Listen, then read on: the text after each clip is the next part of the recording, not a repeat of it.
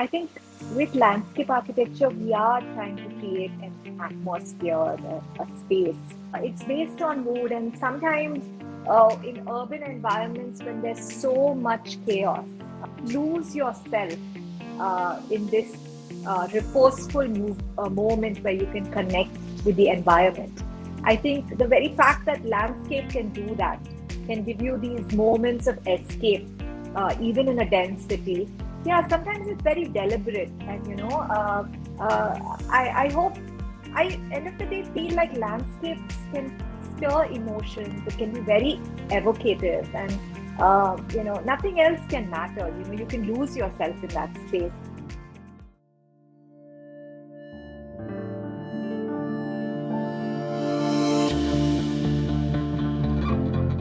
Welcome to Everything Comes Together.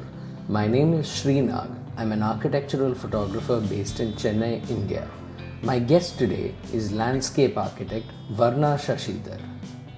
While almost every building you see around you has some level of landscaping or plant life, most people don't think of how responsible one needs to be when they plant a tree or grow a lawn.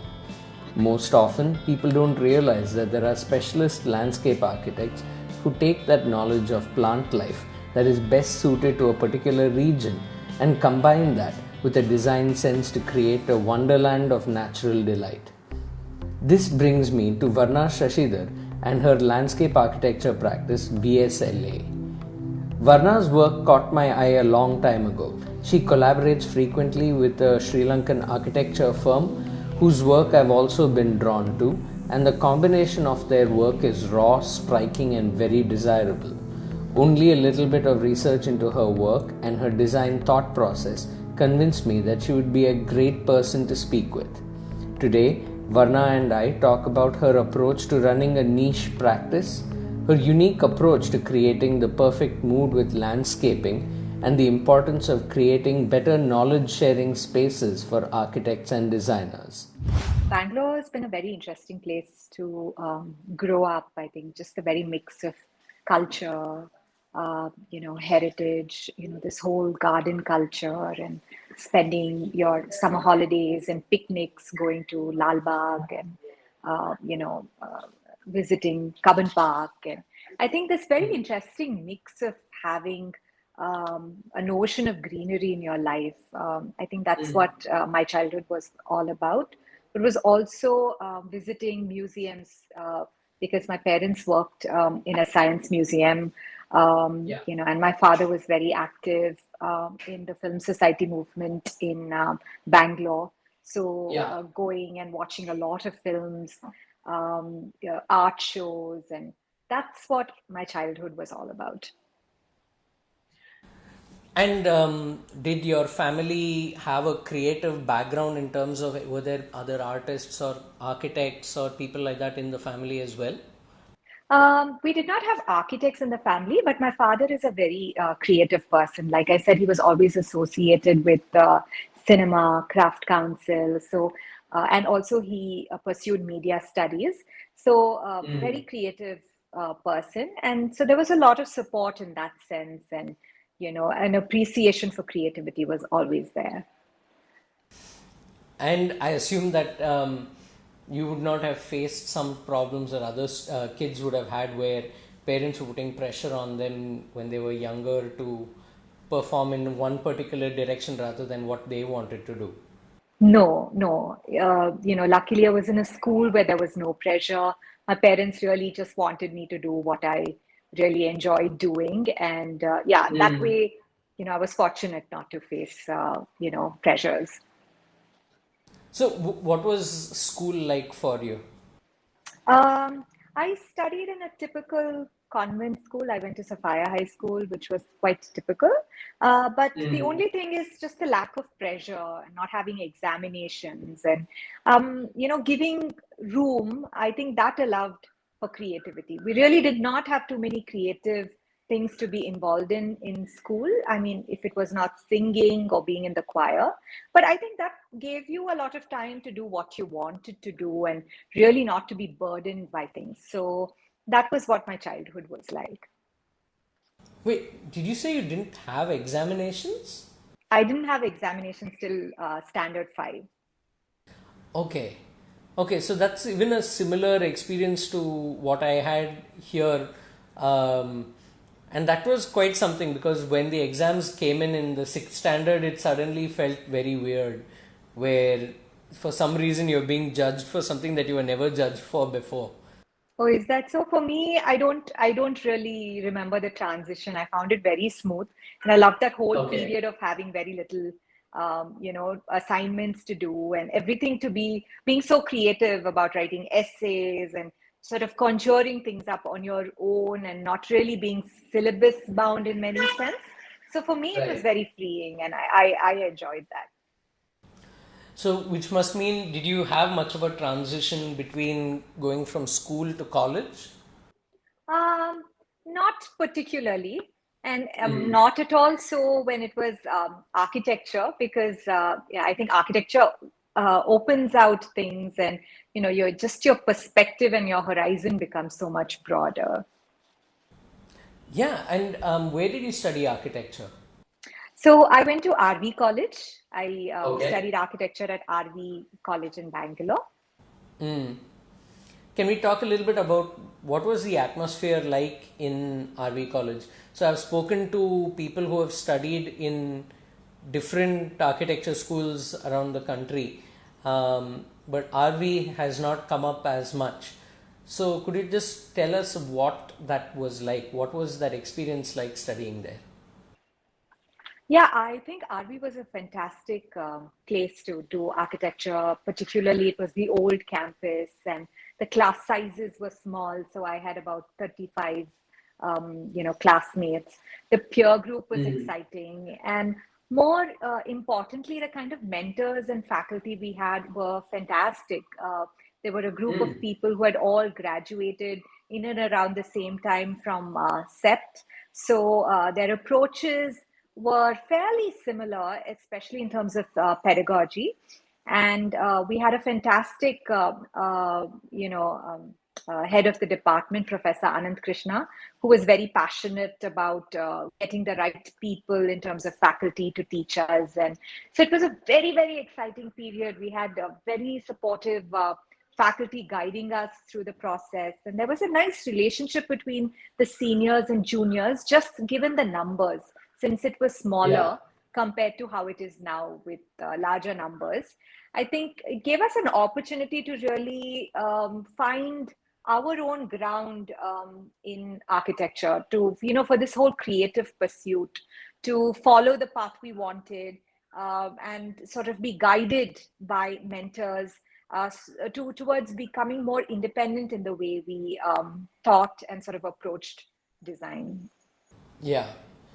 Um, I think that's interesting that you talk about that, because so far what you've spoken about RV, it sounds like the atmosphere was a great place to be, and I've sometimes it sounds like create giving a student the atmosphere of learning sometimes is as important, if not more important, than actually what happens in the classes. Would you agree with that?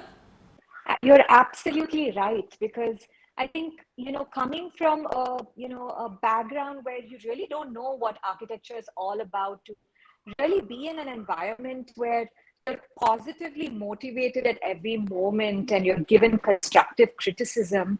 I mean, that can Yeah. really bring out the best in any student. While you were at RV College, did you where did you do your internship?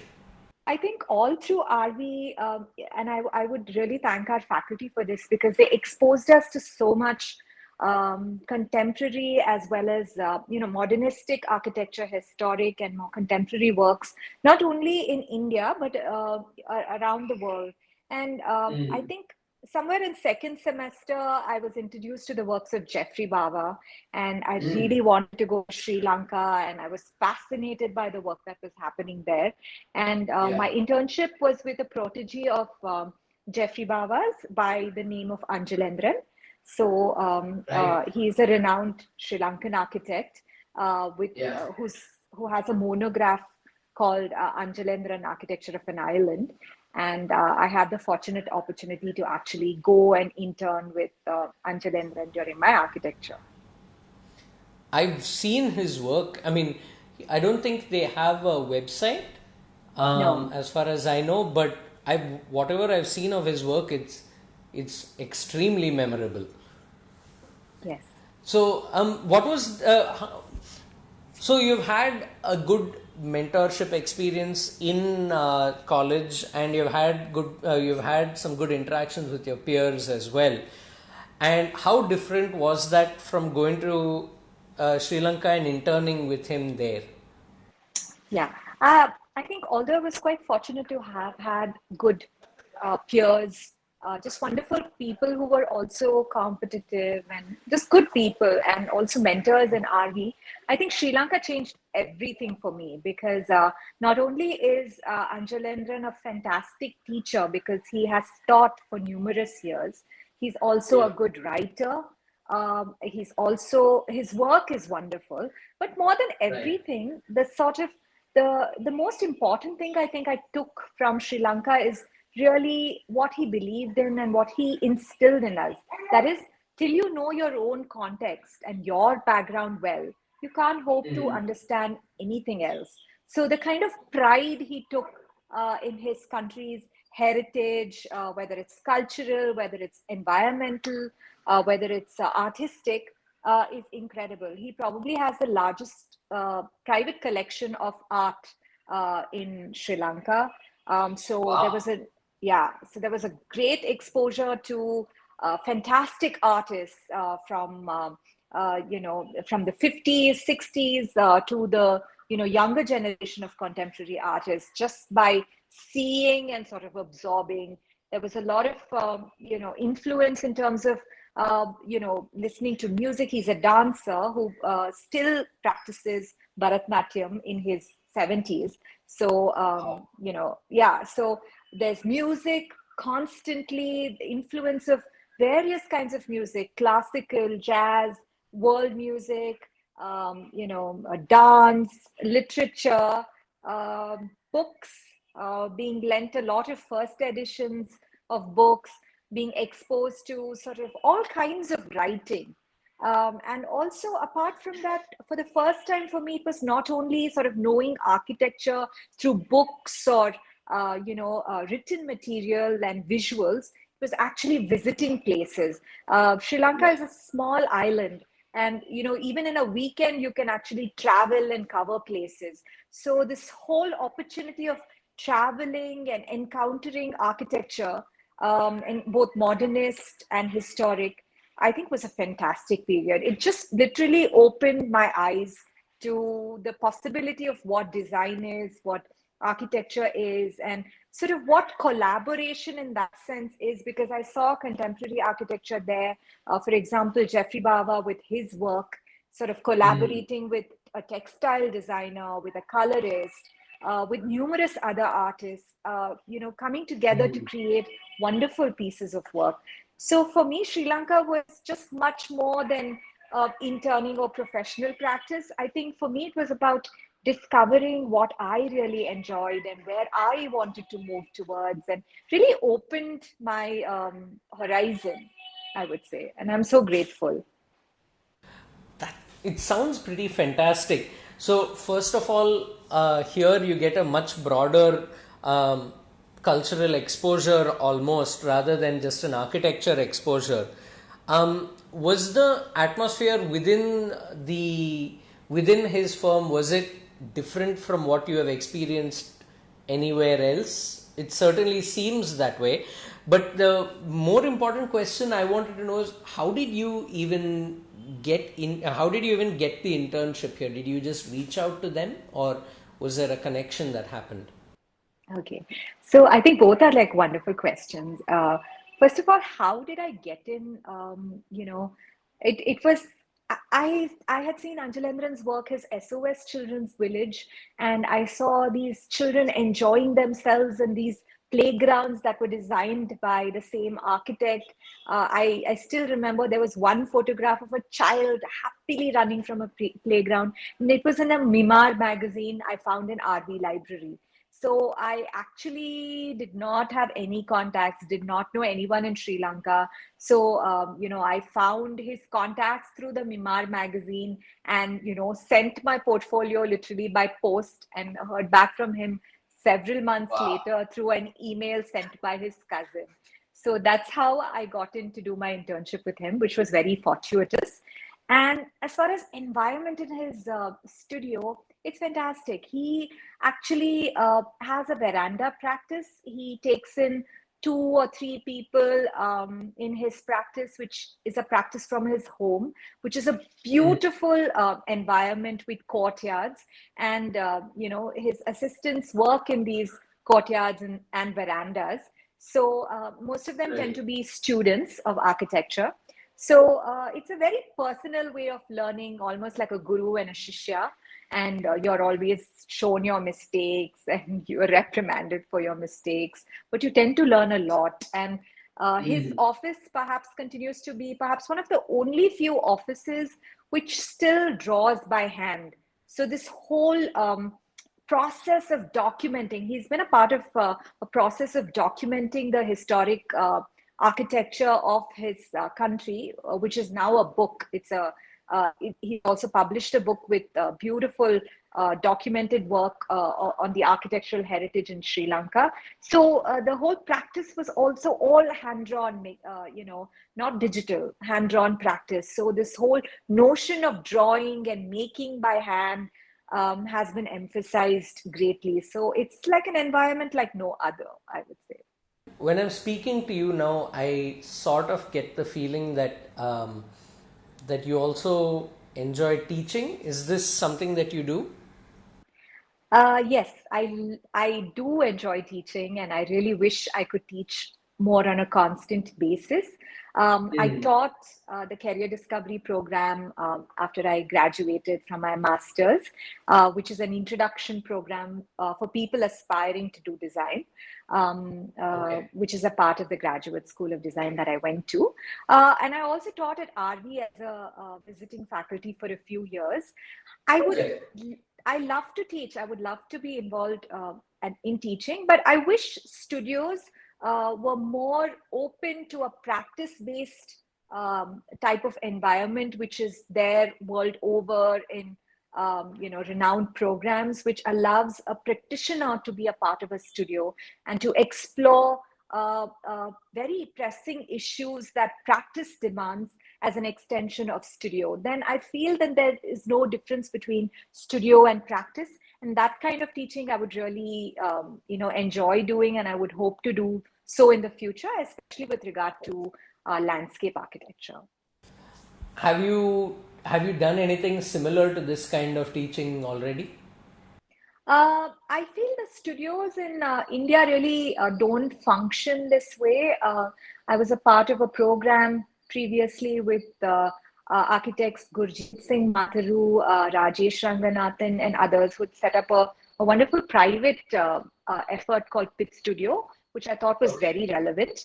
And I really feel if, programs, whether it's master's programs or design programs, really looked at teaching design in a way where everything is more applicable to practice and a greater emphasis of practice giving back to academia, then it would be seamless. I have not seen too many programs like this here in India. When you're talking about landscape architecture, you studied architecture and you did your bachelor's in architecture at RV College, right?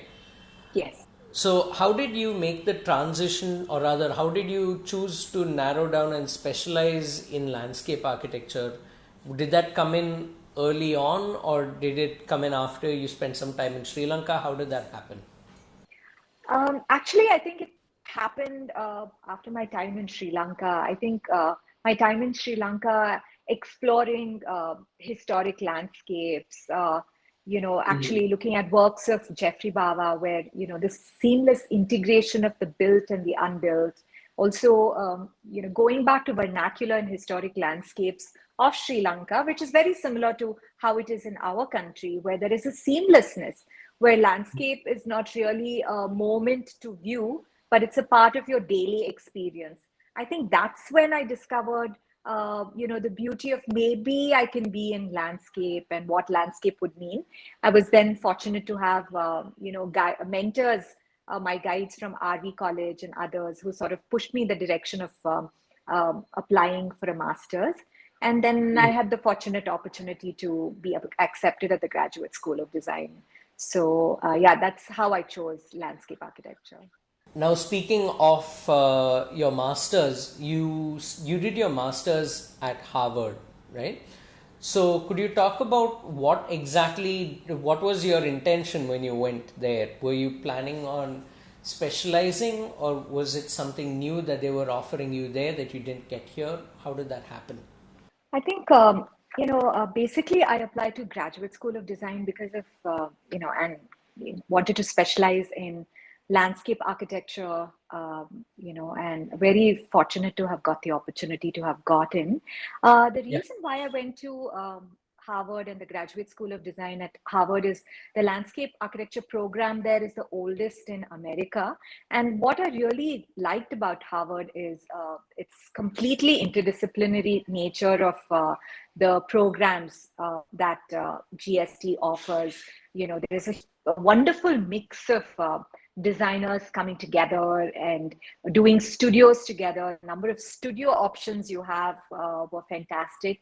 And just the whole background, the historic weight and the intellectualization of the profession really appealed to me. Apart from the fact that it's a design oriented school and it's a practice based school. So these Yeah. were the reasons I went to. I chose the GST and was fortunate to have gotten. As an aside, so when you're talking about the whole studio system within the university, again comes up here, and it has come up with some of the other guests as well, and that just seems it. It seems like it works. That system really works. Why do you think that hasn't kicked off here in universities? I don't know why that's not so popular, but I really feel like academia and practice cannot be two separate. It can't be in two different silos. They need to bleed well together because you can't look at something as something we have studied and therefore it's not applicable to practice, because practice is also means constant innovation. Sort of the way I approach my work is really looking at it literally like a studio. Our practice is like a studio. So with every project, we hope to grow and learn. And so there is a certain emphasis on research, a certain emphasis on design exploration. So I think practice only grounds academia. So, and I love the way the system there enables you to, so you mostly have a lot of practitioners, being involved in the system where, like I had previously mentioned, studio and studio exploration is then very relatable to a student. We know where it translates to in practice. And, the wisdom that the practitioner is coming to our studio with to guide us. And I think there's a greater room for innovation. And, the very fact that you're in this environment where you can think of approaching, your own subject, in this case, landscape architecture, through, by situating it differently based on your interest, based on the guidance you get, based on exposure. So I think it's very important to look at a practice-based system. Then there is no room for it not to be relevant. It sounds like, I mean, now obviously in the years since you have gone and studied there and come back and worked here as well, you have a very clear understanding now of the process of coming here, right? To coming to this level where you had to go through your bachelor's, your internship in Sri Lanka, some work experience, and then, coming in for the master's. There are two things that I want to ask you at this point. One is, were you very clear on the trajectory that you had in mind for your, to get to the career, to the actual working part of your career? Were you clear on what you wanted to do, or did someone help you along the way to get there? I would say I was clear in the sense of what I wanted to choose, not really very clear about how my, career would then open out to.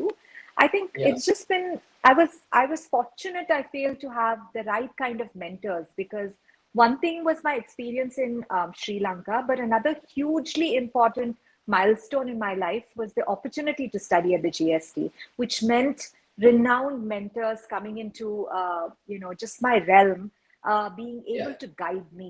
Some of the most celebrated landscape designers of current times, actually coming to guide you. I mean, that opened up doors, actually observing what they do, how they approach design. But things were not always relatable to the Indian context, which meant sort Right. of understanding your context and applicability. So in Right. one way, while GST really opened many doors for me, and also post GST working with some renowned landscape architecture practices did really help set course.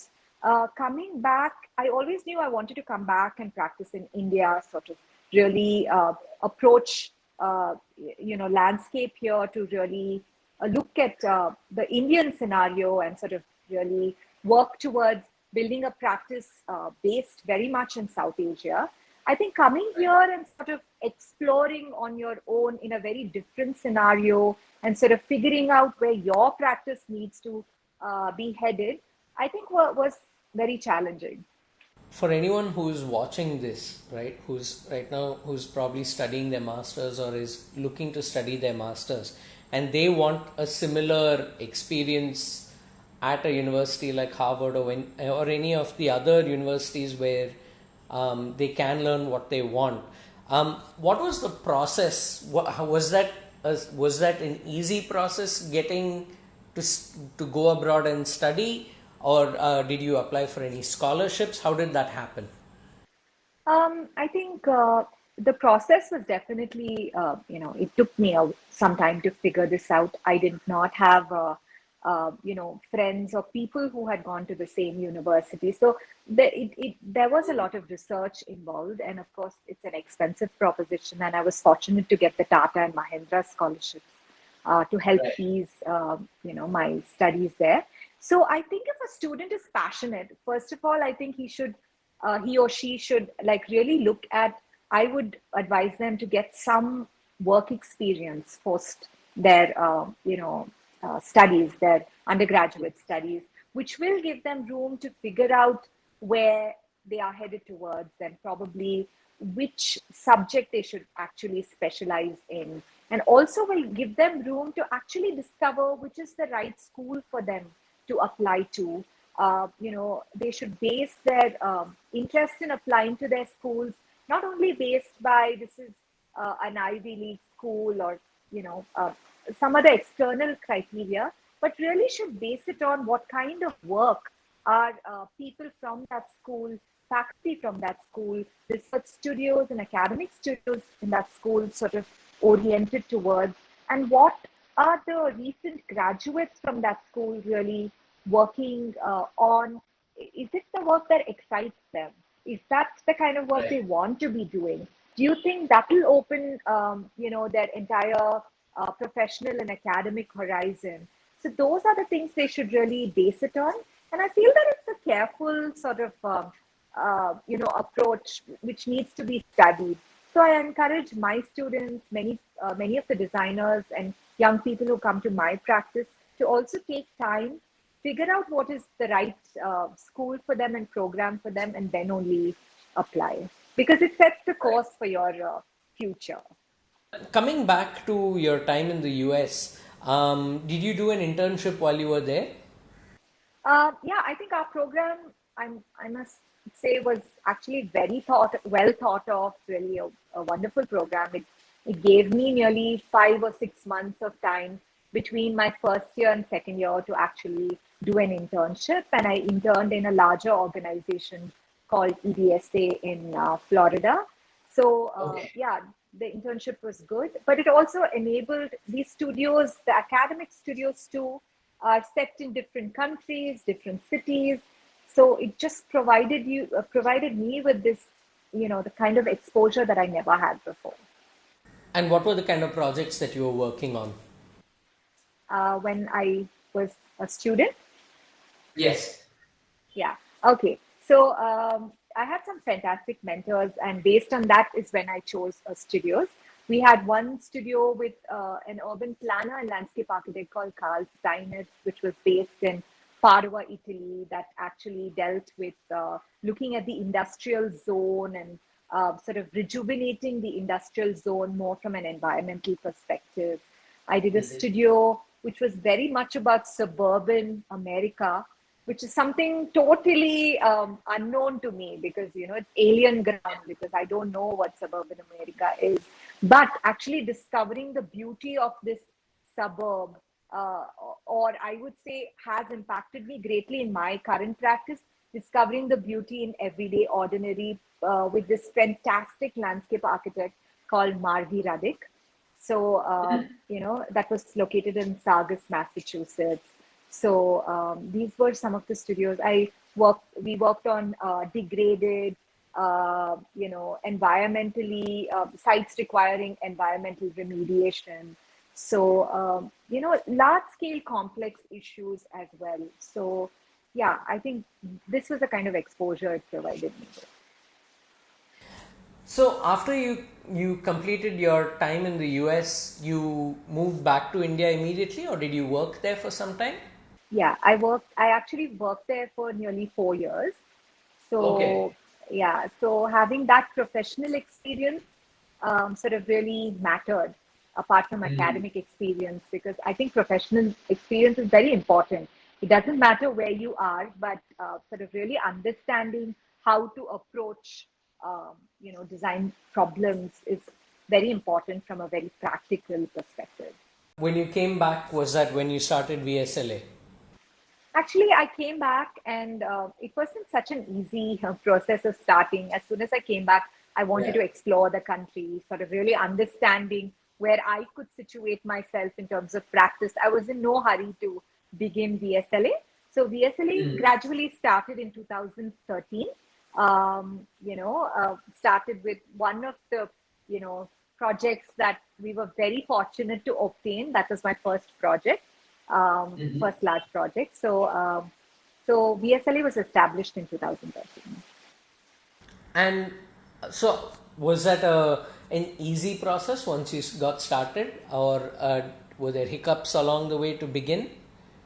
I feel it was relatively fluid in that sense. It was nice because we took part initially. I took part in a few competitions, and I collaborated with my RV seniors, Cadence, and another practice called STG. They were working on Bangalore Club Master Plan competition, and they were kind enough to invite me to work on the landscape. And from there, when we presented our scheme, they were shortlisted amongst the top four. And when we presented our scheme, Naresh Venkatramanan from BA Bangalore liked how I Yeah. approached landscape. So he invited me to actually pitch to his client for a school project. And that's how I got my first project. And the client is a Oh, nice. Okay. fantastic, yeah, the client is a fantastic visionary person, Kavita Sabarwal. And the project that I Okay. got involved in was Neve Academy. And it was a long process. It was a 4 year long process. So I think my studio has grown with Neve, and to really be working with firms like VA and then 100 Hands who came in with a primary school, seeing the campus Right. evolve and having a fantastic visionary client like Kavita who drives you and creates so many, encourages you. There are so many challenges. And for a first project, for a small practice, and me being learning from this, I think was a fantastic opportunity. So I when we spoke earlier, you had always referred to your to VSLA as a small practice, and you're saying that as well now. And I think I run a small setup here to do very hands-on work with clients. I'm assuming that's also how you guys operate also, right? So, can we talk a little bit about your approach to the work rather than the business itself? What is your mindset going into any assignment, or what's your mindset when you come across someone who wants to work with you? How do you take things from that to an actual assignment? Yeah. So I think you're right. My practice tends to be very small, just like yours, Sreenag. And I think we were having this discussion about how, there's a difference of, things when things are very hands-on. I feel landscape architecture, especially in India, it really cannot operate like the way it is operating in the West, mostly based on a complete set of drawings and documents and somebody in site taking it and executing it, because that technology is still not available. Landscape contractors have still not been trained to read so many drawings, to approach it. And as a culture, we've been very hands-on. We're very lucky and fortunate to have a very strong craft-based culture. Our Yeah. artisans and craftspeople are so innovative. You give them something, but they can innovate over that. And they come from they have this legacy craftsmanship also. So I feel Yeah. like practices here needs to be tailored to the current context, and my practice aims to do that. When it comes to taking on projects, I feel like this is not an exclusive boutique firm that is doing select projects for the most wealthy, or none of that. I'd like for this to be very equitable. I think my goal is actually to work on more and more public projects. We really don't take projects based on scale or budget or any of that. We take projects where we feel like we can make an impact, where we can impact the environment, impact people's lives, impact the greater ecosystem in many ways. So I really don't mind taking a footpath to redesign. I really don't mind taking the tiniest abandoned corner to actually work on. And many times for a young practice, you have to create opportunities yourself. Yeah. We took on abandoned spaces that you wanted to rejuvenate. No one's giving you the project. You approach, you take the project. And I feel in India, it's also a matter of being an activist. When Right. people are Yeah. not aware why they need to do a certain thing, it's your initiative to show people that this is the difference it can make. And then people will see value and may give you the project. So our approach has always been that, there are several projects which are done pro bono. The studio remains very passionate to what we're committed to. So the mix of projects also tends to be relatively very diverse. Everything ranging from institutions, public parks, residential, uh, uh, any of those spaces. And we tend to be very hands-on with the process. We do a certain set of drawings. We are very involved in research, but end of the Yeah. day, we believe in the process of making. So we need to be on site, fully immerse ourselves in site condition, and sort of be involved in the process of making of a landscape. I was going to bring up the word activism because the minute you're talking about the environment, you're talking about especially a local environment to wherever you operate. Also, your values related to your work and what the end result should be, that may not align with the values of the people who want to hire you, right? So how does that at some point become almost like a filtration process where you get to work with like-minded people who are also looking to do the same type of good that you're planning to do? Yeah, I think so. I think consciously when we take a project, it's definitely, I don't know. I think maybe it's the right people sort of gravitate towards you. I mean, I've met incredible collaborators, whether they're architects, structural engineers, clients, very, very encouraging clients. I just feel like it's a matter of how you position something and how Right. you approach something. People can see value in it, which they may not have recognized or may not have known during the process. It's certainly very challenging when during the process of making, because landscapes are not like architecture where you can just see a 3D model and you know that that's exactly what you're going to be getting. Right. Landscapes actually change, evolve. There's so much room for surprise. So, Yeah. in all fairness, a client may not fully well know 100% this is what they're going to expect. But Right. the when you approach it with your intention of giving the best and contributing back in whichever way possible, people then Mm. tend to see value in that, I feel. And if you go by the sort of intention you set out when you started the whole process of designing, it's good. And I think I've been very fortunate. I collaborate with some incredibly talented designers, like I said, Mm. architects, landscape architects. And the clients who approach me too seem to sort of know what kind of work my work tends to be. They have an understanding that it's going to take time, it's slow, it's a small team working on it, and they're very supportive of the process. And the fact there is a lot of room for experimentation, they're very Right. encouraging through the process. So now VSLA is what, 9 years old now? Yeah. So now when you say that clients approach you knowing what you already do, or knowing, having some idea of the kind of approach that you take, right? Um, that may not have been the case when you were starting off, I assume, right? No, yeah, you're right. Yeah. So how long did you feel that it took that clients knew what you stood for and what kind of work that you wanted to do? How long did that process take, or is that still evolving even today? I think it's still evolving, even to date, because Mm. my approach may not be the same for every project. Maybe Right. the way the design reads may look similar, but how I tend to approach a project is very dependent on context. Right. I don't think I would take a project if someone said, I saw your project in Sri Lanka and we want a Sri Lankan landscape here.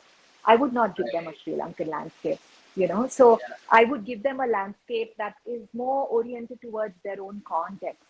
So yeah, I Right. think initially, of course, I found a lot of challenges, because the challenge was, is can this happen in India, was always the question, because I had Yeah. come back after studying and working in the US. But post that, doing things which were quite complex. Like in Neve, we had to create this. I was creating these environments which sort of revolved around, children understanding water, temporal environments. Where we're doing complex stream systems built out of, local chapadi stone in a Yeah. span of like 2 months, having to build that.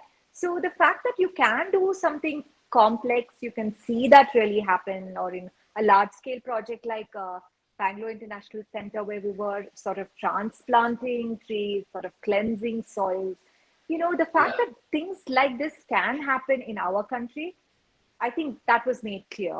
Yes, of course it can. You can innovate. You may not have all the resources and technology, but with what you Mhm. have, you can still do. That was Yeah. made clear. But I think every project tends to be a challenge. So while they know that we can do things, they really don't know the end result per se, because I'm also discovering what the end Yeah. result is, and I would like to approach every project to be something distinctive. Interesting. So I'm just now switching back from your approach to your work, and very briefly, I would just want to ask you something related to the business side of your work itself. Now, this is a question that often comes up, which is, how long did it take for you to feel like your business was secure, in terms of whether it was earning, or whether it was in terms, when did you feel that stability, that yes, I'm getting a constant steady stream of work that is also satisfying? How long did that take from the time you started? Um, I don't know. For one thing, perhaps I never approached being a small practice. I don't Yeah. think I ever approached any project from a business perspective, and I still don't. The only Mm. thing is, I've been fortunate. I've been getting a steady stream of projects, but I've only chosen to do things that sort of align with my values. And sort of I work with people with similar sensibilities. Or I work with projects where I think I can make a difference and where my approach will really help the project. And so it's always been a conscious picking of projects. So that's one thing. And secondly, I don't think speed, size, scale, and I've chosen to stay away from the regular, commercial set of projects that would probably constitute a steady stream of income. My team tends to be very small, so my overheads tend to be very small and very site based. So I started my practice in a veranda practice, and now my studio is a garage practice. So we operate out of a garage, a converted garage. So we're really not fancy when it comes to like how a studio is. It's hardcore, like a way, an academic studio would be, and we make do with what we have, and and we're very site-based. So without the external frills, I don't think then the effort only lies on producing good work. So I don't think it's been very difficult to be a sustaining practice. I don't see ourselves grow to be a very large practice either, but just the end goal has always been to do good work. And I think with people recognizing that you do get approached for work, but we want to take things slowly, spend our time with every project, and do something good with it end of the day. So I feel maybe the past few years, 3-4 years or more, I think has been a time when we've been reasonably secure in terms of having a small functioning operation.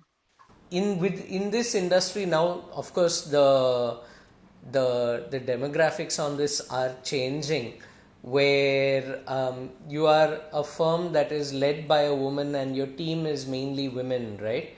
So how have you had to run your practice differently, or have you had to approach site work or approach clients differently because of that? Does that change the way you need to operate, or have you not had any such things as considerations? No, I think actually I've had lots of experiences in sites where they never really believe that you are in charge of your design. And if I've taken a male colleague, they would obviously gravitate towards the male colleague for any questions or queries.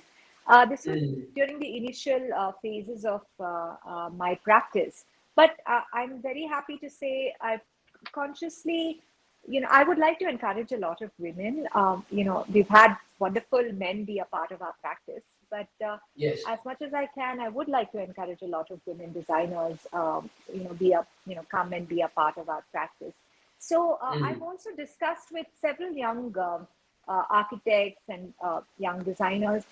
Sometimes they do feel this sense of being judged because of gender in the professional environment. And we know those disparities also sometimes, questioned as well. And especially if you're a young, practitioner within the field, your knowledge questioned and you're questioned because of gender. That does happen. But I think gradually over time, maybe I'm hoping that, it doesn't matter whether you're a man or a woman practicing design. You are worth your work. When I look at some pictures of your work which you have shared on your website or Instagram and so on, I feel like you have gone for a very particular mood for the space. When I look at it, it immediately seems very peaceful. This could be my bias as somebody who loves being around green all the time. And I work with plants wherever I can, plants and animals, obviously. But is there is this a deliberate is this a deliberate part of your approach to your work? Are you trying to create a certain mood, or does this just happen naturally? I think with landscape architecture, we are trying to create an atmosphere, a space. So it's very mood driven, definitely, and you've recognized that, you know, very well. Yeah, it's based on mood, and sometimes in urban environments when there's so much chaos. To give you an Right. example, in my project, Bangalore International Center, it's in the heart of Bangalore, in Indranagar. Domlur area with high noise levels, chaos all around. So just to sort of lose yourself in this moment where you can connect with the environment. I think the very fact that landscape can do that, can give you these moments of escape, even in a dense city. Yeah, sometimes it's very deliberate, and uh, I hope end of the day feel like landscapes can stir emotions. It can be very evocative, and nothing else can matter. You can lose yourself in that space. So yeah, maybe there is a conscious, deliberate aspiration for a person to feel the environment.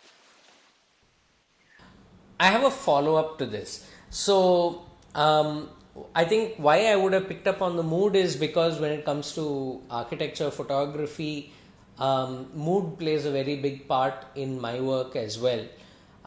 So, creating that mood is part of my job. Probably in a different way, it is part of your job too. But one thing that is a challenge is when we need to work in different conditions but to create the same sort of end result in terms of, so let us say you have one particular end result in terms of mood that you are looking for, or the atmosphere of the space, but the conditions in which you work are sometimes different. You in Either it is the natural conditions, or it is even the working conditions are different, and sometimes the clients are different with different briefs and different approaches to you, right? So how do you overcome all those differences in conditions and clients and people, and then still end up getting a similar result? So is this part of your planning process, or how do you go about trying to normalize all the various variables? I think it's a very interesting question and so complex. And um, yeah, I think sometimes you have a very, like, landscape turns out to be a very bucolic image, whereas there might be, it's a landscape that's built out of dirt, grime, remediation, cleansing soils. There's so much underlying layers of technology and knowledge that has gone into creating it. But the end product is something which is like literally bucolic. And yeah, a lot of people's hard work and effort and sort of engineering things gone into it. Yeah, you're right. I don't know how that is, and whether it necessarily for every landscape to read that way. Especially when you're also looking at diverse conditions. Now, I'm actually working on a few schools for the Azim Premji Foundation in Rajasthan with the renowned environmentalist Pradeep Kishan, and the architects are Flying Elephant. And that whole landscape is totally very different from the landscapes I've been used to, dealing with. It's totally dune and desert landscape, and the whole underlying layers are so different, and sort of how you work, and sort of I'm still looking forward to how this will turn out to be, but I'm sure with the guidance of a mentor like Pradeep Kishan, it'll be a wonderful process. So I think like the underlying layers can be so different, and I don't know if like it's a visual image which is similar, but as long as it can sort of communicate and feel like it belongs to a context, that's all I'm looking for. there is one thing that we discussed quite some time ago, where you were part of an initiative where you're sort of bringing like-minded people together um, to have conversations, right? Design-oriented conversations. Could you talk a little bit about that? Yeah. Yeah, actually, Design United is a platform that we created during the pandemic. And what Design United does is it's a platform for positive connections and collaborations between emerging designers and students of design from across South Asia. So we bring people together, students and emerging designers from around the Indian subcontinent, India, Sri Lanka, Bangladesh, Nepal. In not only design conversations and learning, but also showcasing work of innovative young designers. We have sessions that deal with designers actually because there is a lacuna after you graduate and sort of leave academia in our South Asian subcontinent to really be Yeah. involved in sort of learning and improving practice and getting feedback. We would like to bridge that vacuum. We want friendships and collaborations to be built. So we offer mentors, renowned mentors from across South Asia provide their mentorship, time, and valuable experience. Look at first time projects by designers in a session called In Progress. We have students sharing their experiences from across South Asia, whether it's thesis, whether it's student work. We have designers moderating sessions from around the region, where we believe that South Asian designers have great potential, and we want to look to our roots to find best examples. We want to see innovative work from our region. We're reaching out to that first before we reach out to the West because it's obviously more relevant and relatable. So Yes. that's the effort of Design United. So that's what we are seeking to do and hope to do further. A big part of your work is the environment, the plants, the trees, the landscaping, um, you know, the general atmosphere of the space, like we talked about. Um, Considering you're working with the environment and the local environment around the project, how much do animals feature into your work or into your everyday life as well there? Shreya, that's such a fantastic question because I know you love animals too, and you and your family members rescue animals. I think landscapes Yeah. that way shouldn't only be anthropocentric, not only for people. It's for the environment. So I Yeah. think a landscape being as responsive to an environment is very key. So even in the way we plan our landscapes, whether it's a riparian corridor before in front of a running water or open space, there's always a thought to who the non-human users are. So I think in the Right. APF schools, with Mr. Pradeep Kishan's guidance, we want to create Chinkara habitat. So encourage and sort of orient it more and restore back Chinkara habitat. So always habitat creation is always at the back of my mind, and it's more important in cities because whether it's Yeah. urban pollinators, whether it's birds.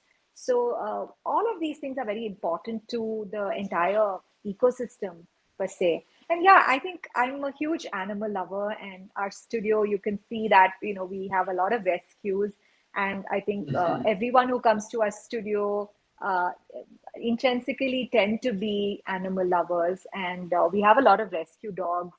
A few of them are geriatric dogs who I feel add this calming, very special studio quality to our studio and just calm all of us down. Recently, we have a very energetic puppy which has joined the gang, but I think it just makes our work livelier. So there are two things. I think we've talked a lot about your work, and we've talked a lot about your approach. You have talked so much about what landscape architecture is about. But I just wanted to ask you, there are two questions. The first one is, what do you think is the best piece of advice you have received, whether it was professional or personal? I think the best piece of advice is to really, that I have received, is to sort of be very aware of your own context. And I feel like, sort of appreciate what you have, your culture, where you come from, and know it well. I think that's one thing I've held true to, and perhaps would be the only thing I would pass on to someone else.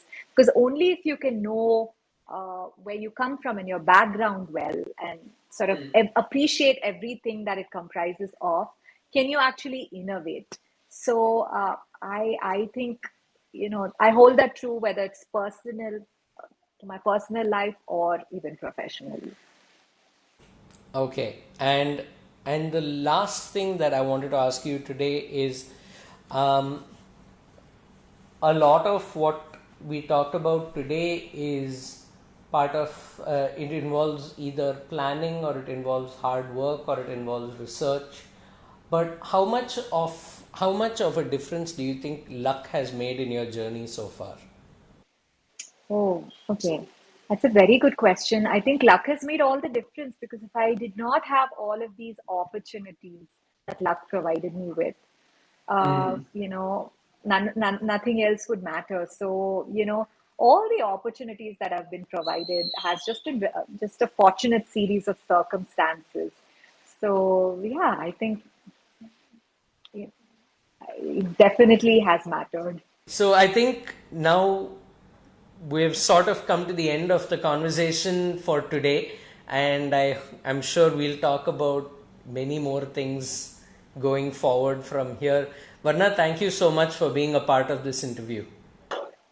Thank you so much, Sreenag, for having me on this series of yours, which is bringing in such fantastic people from across the realm. And, just to know you as a wonderful photographer, and to be a part of this series has been a great experience. Thank you once again. Well, that's our show for this week. You can watch other full episodes and curated playlists at everythingcomestogether.com. Please subscribe to Sreenag Pictures on YouTube and like or leave a comment for this video. You can listen to the audio podcast by subscribing to Everything Comes Together on Spotify, Apple Podcasts, Google Podcasts, and leave us a 5-star review. If you like this episode, please tell a friend about it and help get the word out about this show.